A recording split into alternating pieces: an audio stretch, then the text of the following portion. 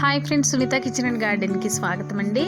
Friends, ఈరోజు అయితే నేను మీకు ఒక మంచి బ్యూటిఫుల్ ప్లేస్ని అయితే చూపిస్తున్నాను. చూస్తున్నారు కదా ఫ్రెండ్స్, ఎంత బ్యూటిఫుల్గా ఉందో. పైన ఆకాశం, మబ్బులు, కింద వాటర్, చుట్టూ పచ్చని పొలాలు, కొబ్బరి తోటల మధ్యలో గోదావరి అందాలు ఎంత అందంగా ఉన్నాయో చూస్తున్నారు కదా ఫ్రెండ్స్. ఎక్కడ ఈ ప్లేస్ అనుకుంటున్నారండి? తూర్పున గోదావరి, చుట్టూ అందమైన పల్లెలు, పంట పొలాలతో ఆహ్లాదకరమైన వాతావరణంతో ఈ నగరం ఉంటుందండి. అదే నరసాపురం అండి. చూస్తున్నారు కదా ఫ్రెండ్స్, గోదావరి కొన్ని పాయలుగా విడిపోతుందండి, డివైడ్ అవుతుందన్నమాట. అందులో ఇదొకటి విశిష్ట గోదావరి అండి. రేవని కూడా పిలుస్తూ ఉంటారు ఫ్రెండ్స్ గోదావరిని. ఇది అంతర్వేది సముద్రంలో కలుస్తుందండి.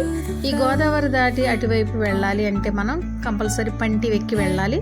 దీనికి 2 మార్గాలు అయితే ఉంటాయండి. ఒక మార్గం ఏంటంటే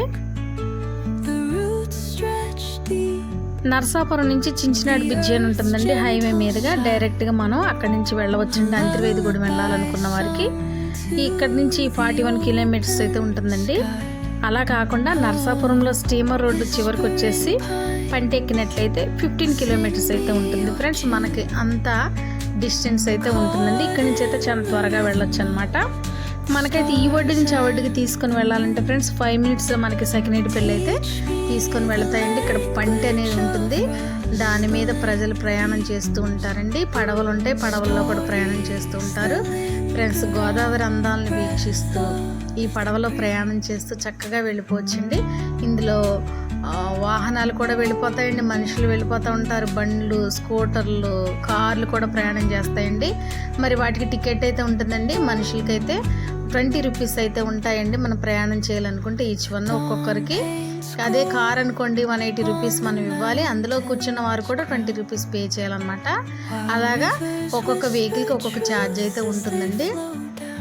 ఇలాగ మనం ప్రయాణం చేస్తూ గోదావరి అందాలను వీక్షిస్తూ వెళ్ళిపోవచ్చు ఫ్రెండ్స్. చూడదగిన ప్లేసులు ఇదొకటండి. తప్పకుండా మీరు నరసాపురం వెళ్ళినప్పుడు ఈ ప్లేస్ని అయితే తప్పకుండా విజిట్ చేయండి ఫ్రెండ్స్. మీరు మీ పిల్లలు తప్పకుండా ఎంజాయ్ చేయండి.